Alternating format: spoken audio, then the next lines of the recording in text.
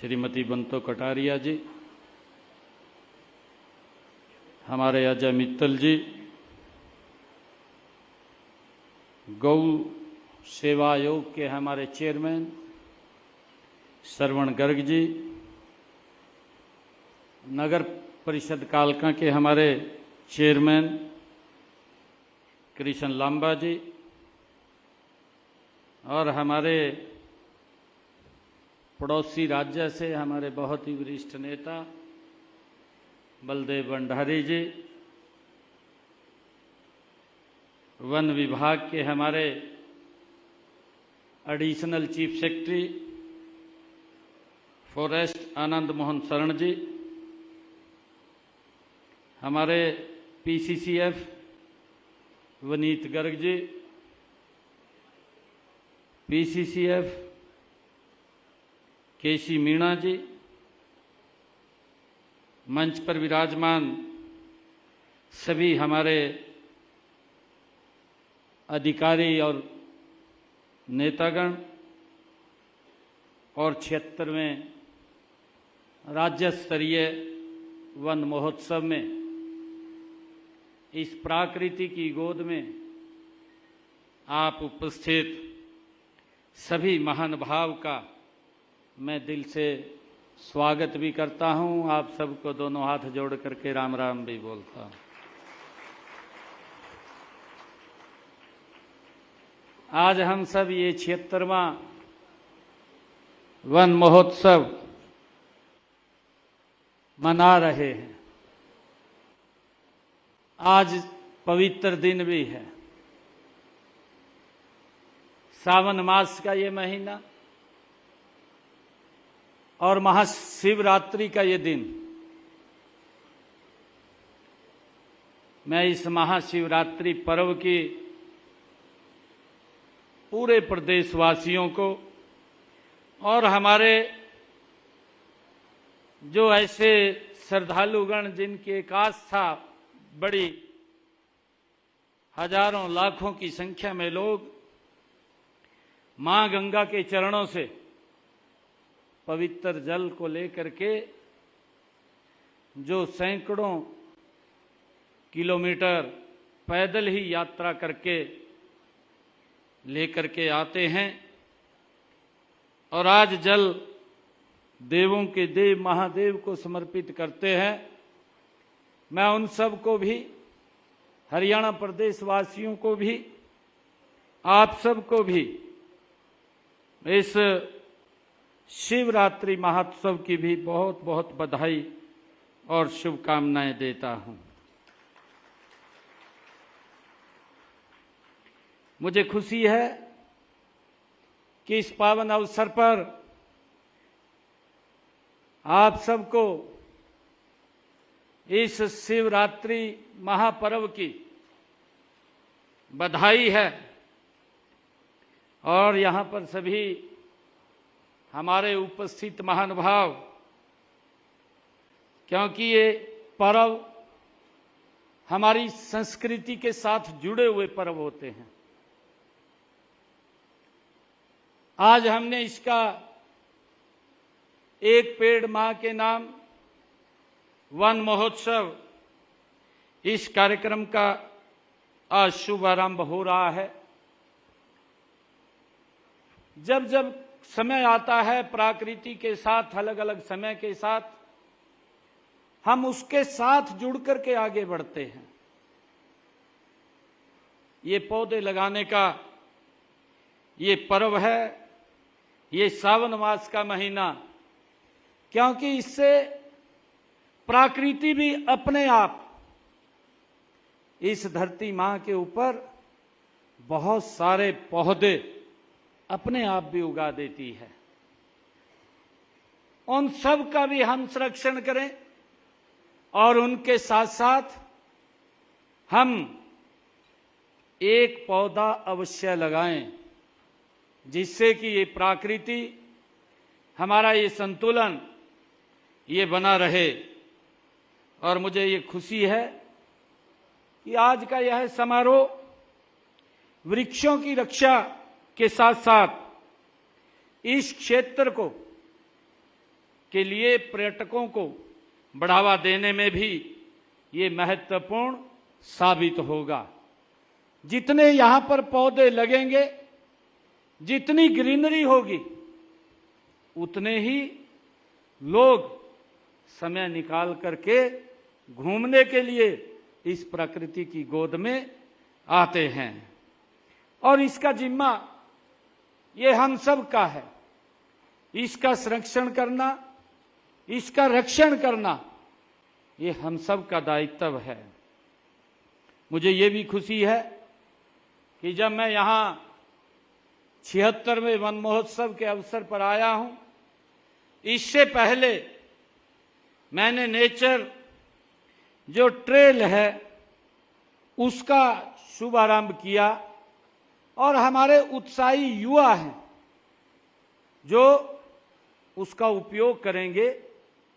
1 हफ्ते का वो यात्रा होगी जो हमारा नेचर थापली सेंटर्स जिसका उद्घाटन हुआ है, यहाँ से वो यात्रा प्रारंभ करेंगे और पहाड़ी के बीच में वो चलते हुए कालेश्वर तक वो पहुंचेंगे।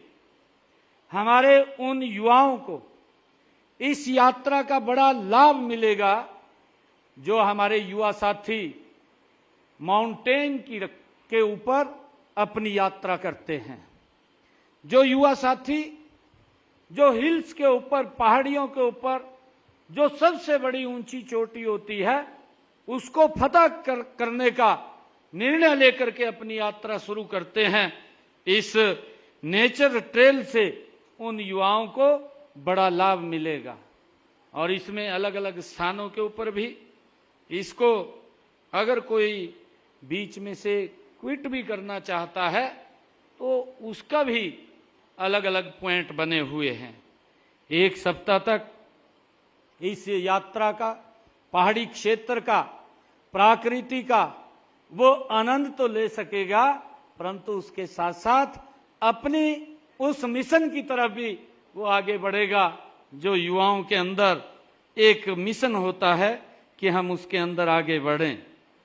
मुझे खुशी है कि हमारी विधायिका शक्ति रानी जी ने हमारे इस क्षेत्र के लिए विकास कार्यों को लेकर के भी कुछ मांग पत्र उन्होंने रखा है। और मुझे ये खुशी है बताते हुए कि हमारी सरकार ने 2014 आज 2025 और हमारे वन मंत्री राव नरवीर जी बोल रहे थे कि नॉन स्टॉप तीसरी बार, ये पहली बार हरियाणा में सरकार बनी है। इसका मेन कारण क्या है मैं आपको बताना चाहता हूं।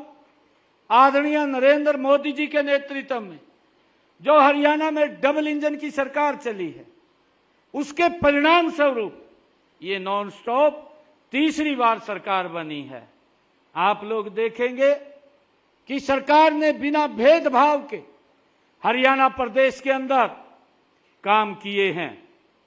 पहले तो ऐसा होता था कि बातें तो हो जाती थी, योजना भी कागज पर आ जाती थी, धरातल पर नहीं उतरती थी।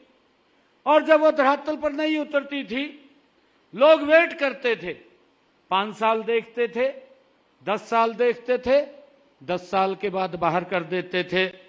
परंतु मुझे खुशी है आप लोगों को बताते हुए कि हमने कालका विधानसभा के अंदर, कालका विधानसभा में पिछले 11 वर्षों में 2004 से 14 से लेकर के आज 2025 कालका विधानसभा में 2446 करोड़ रुपया विकास कार्यों के ऊपर यहां पर खर्च किया है।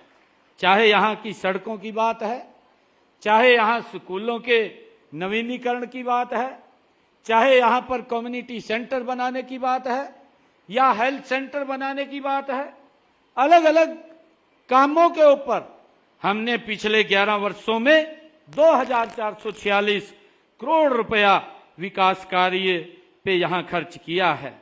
और अगर हम देखें जो हमारे राव साहब बोल रहे थे कि तीसरी बार सरकार बनी है।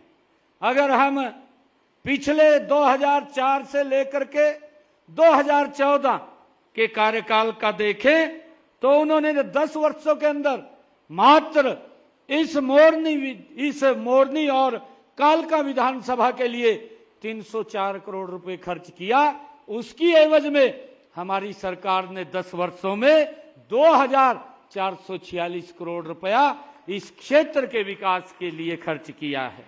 ये नॉन स्टॉप सरकार है, गति से काम करने वाली सरकार है। आदरणीय मोदी जी के नेतृत्व में अब ये और 3 गुना गति से काम करने वाली सरकार है। मुझे ये भी खुशी है कि हमने पिछले 10 वर्षों में कालका विधानसभा में 176 घोषणाएं की। इनमें से 60 तो पूरी हो चुकी हैं, 9 के ऊपर काम चल रहा है और बाकी भी गति से जो भी बची हैं उनके ऊपर काम वो जल्दी पूरी हो जाएंगी। और मुझे ये भी खुशी है कि आज ये आप इतनी संख्या में इस मोरनी के अंदर आए हैं। आप प्रकृति और पर्यावरण के प्रति कितना सजग हैं, ये इस बात का महत्व है। यह केवल एक वन महोत्सव नहीं है, यह एक जन आंदोलन है। आपकी यह उपस्थिति, आपकी यह ऊर्जा मुझे विश्वास दिलाती है कि हम मिलकर के हरियाणा को एक हरा भरा और स्वस्थ प्रदेश बनाने के अपने संकल्प को हम मिलकर के अवश्य पूरा करेंगे। ये एक व्यक्ति का या एक डिपार्टमेंट का या एक वर्ग का ये कार्य नहीं है। जो टारगेट अभी हमारे अधिकारी दे रहे थे कि हम लगभग 2 करोड़ 10 लाख पौधे अब की बार लगाएंगे। हमें निर्णय लेना चाहिए कि ये टारगेट हम एक दिन में भी अचीव कर सकते हैं और लगातार हम 1 महीने के अंदर भी। हमें ये आज संकल्प लेने की आवश्यकता है कि हर व्यक्ति एक पेड़ अवश्य लगाएगा और एक पेड़ लगा करके उसका रक्षण और संरक्षण करेगा। मैं आप लोगों के बीच में इस बात के लिए कहना चाहता हूं कि जो ये क्लाइमेट चेंज और जो प्रकृति का संतुलन ये हो रहा है, इसके अंदर आने वाली पीढ़ियों को एक बड़ा लाभ मिलेगा। अगर हम देखते हैं, हम आज मोरनी के अंदर हैं, मोरनी का आप यहां का टेम्परेचर देखिए। अगर आप नीचे हरियाणा के अंदर हिसार की तरफ या हमारे भिवानी की तरफ चले जाएंगे तो वहां का टेम्परेचर देख लीजिए, एकदम उसके अंदर आपको अंतर नजर आता है। और उस टेम्परेचर के संतुलन को, प्रकृति के संतुलन को अगर हमने ठीक करना है तो हमें पौधे अवश्य लगाने पड़ेंगे। हम देखते हैं एक समय था यही प्रकृति का संतुलन था, परंतु इस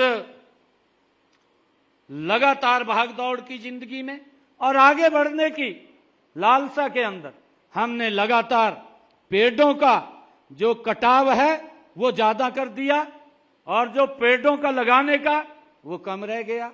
और जब पेड़ ज्यादा कटे और उसकी एवज में पेड़ कम लगे तो प्रकृति का संतुलन हो गया, वो बिगड़ गया।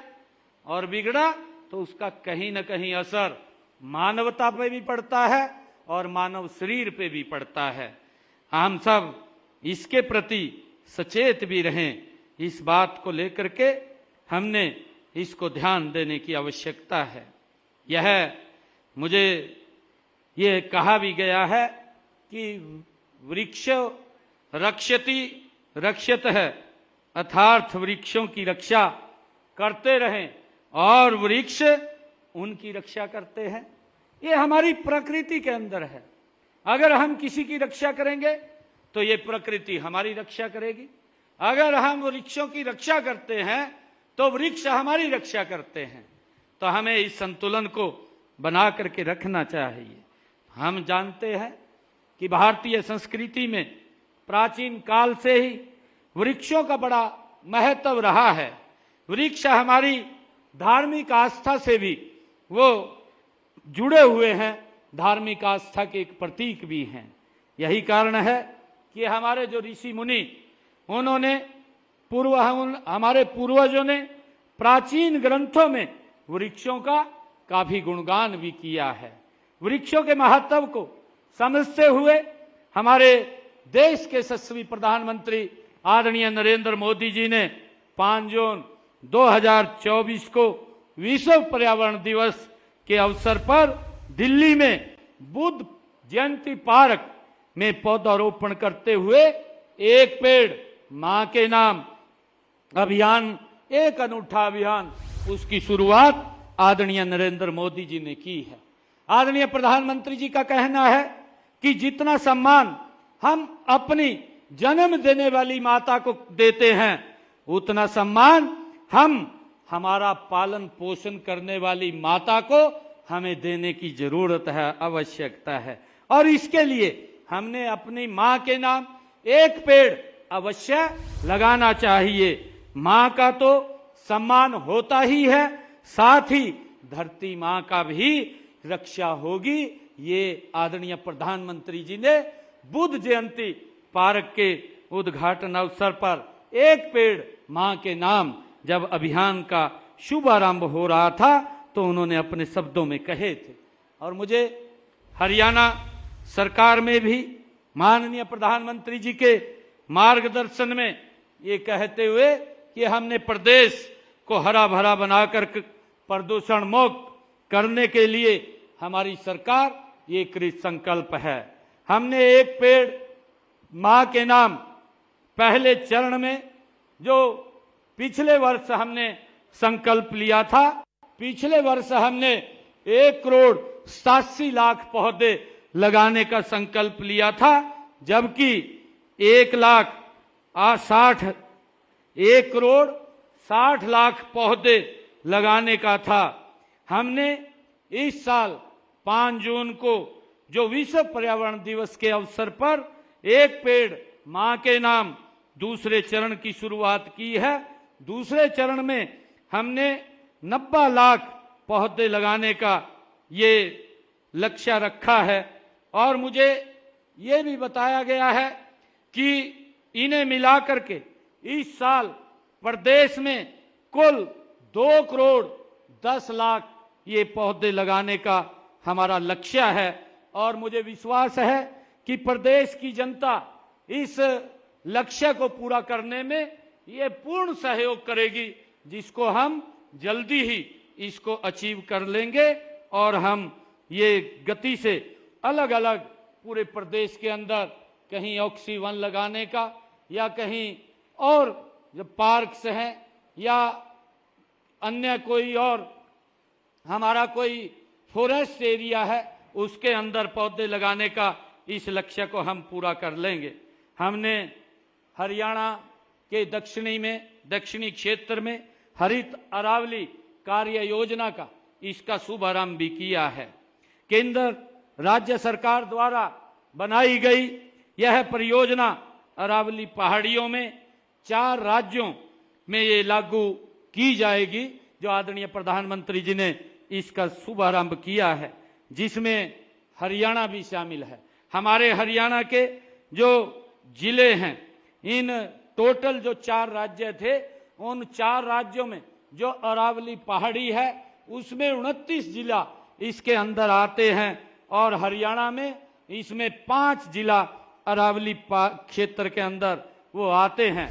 राज्य के पहाड़ी क्षेत्रों में विशेषकर अरावली एरिया में जल संरक्षण करने के लिए ढेर सारे बांध वो बनाए गए हैं। और जो वन्य जीवों के लिए पीने का पानी उपलब्ध कराने के साथ साथ भूमि जल स्तर को भी सुधारने में ये अपनी महत्वपूर्ण भूमिका ये इसमें होगी, निभा रहे हैं।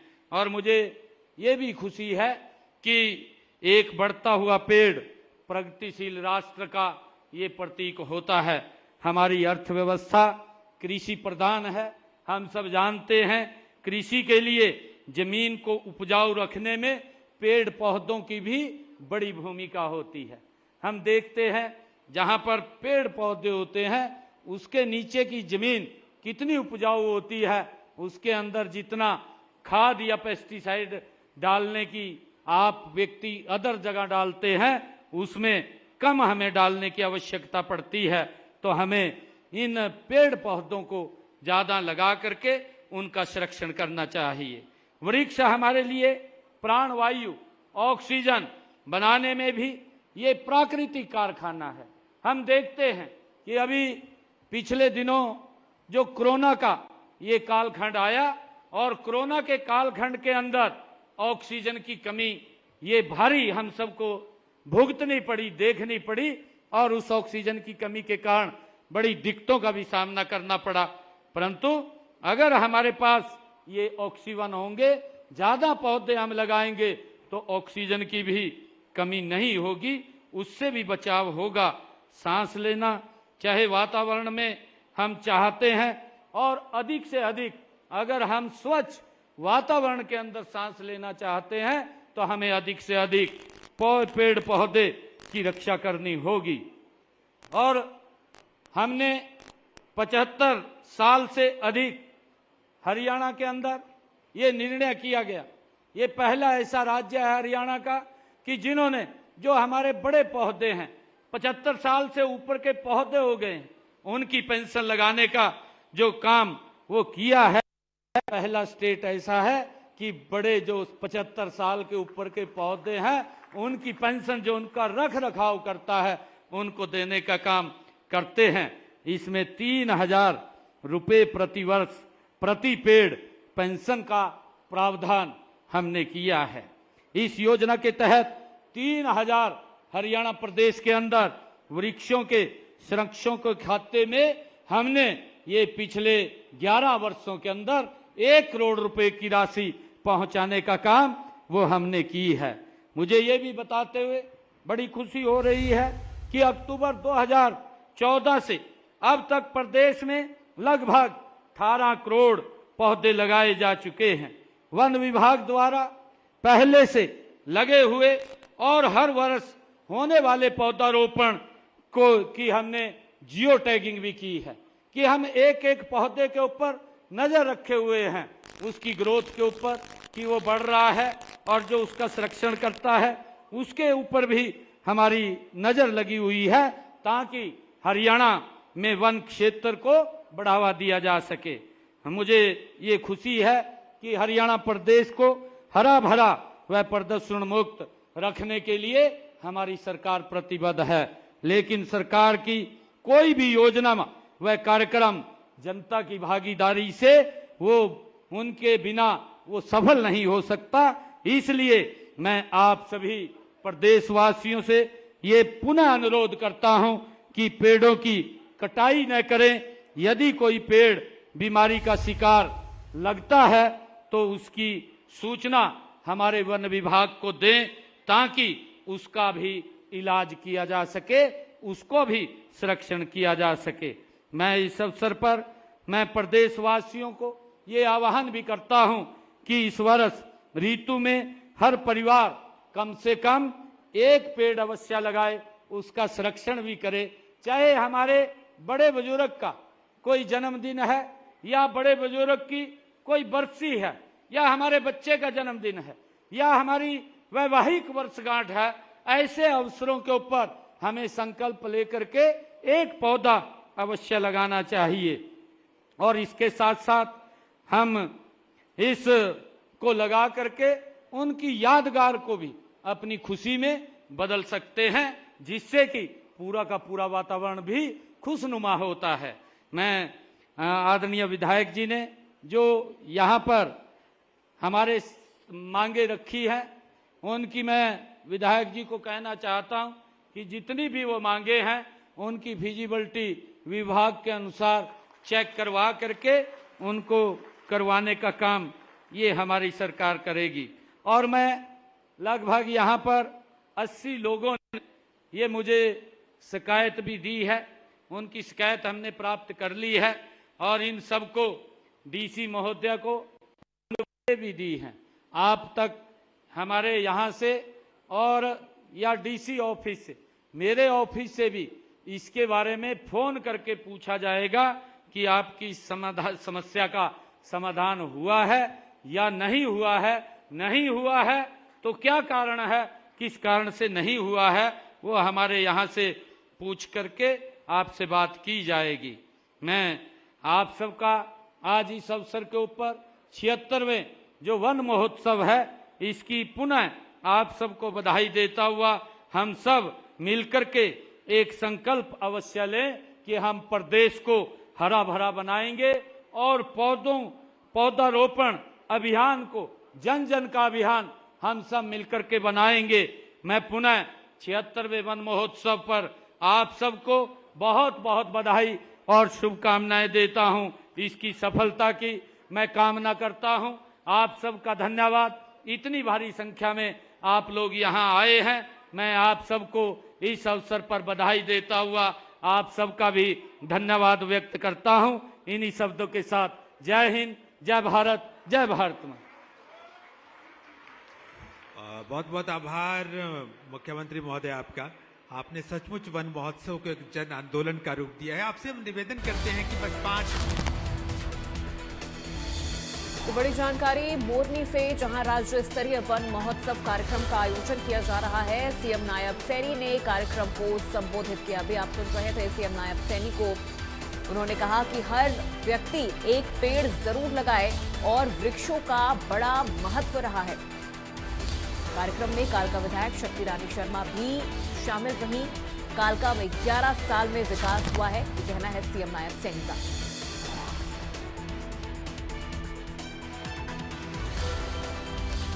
सीएम नायब सैनी ने कार्यक्रम को संबोधित किया। ये बड़ी जानकारी इस कार्यक्रम से जुड़ी आपको दे रहे हैं। उन्होंने कहा, एक पेड़ मां के नाम कार्यक्रम का शुभारंभ हुआ है। पेड़ों का संरक्षण करना सबका दायित्व है और हर एक व्यक्ति को एक पेड़ जरूर लगाना चाहिए। कालका हल्के के विकास के लिए कई डिमांड है। विधायक शक्ति रानी शर्मा ने सीएम के सामने कई मांगे रखी हैं। सीएम ने विधायक शक्ति रानी शर्मा को दिया भरोसा।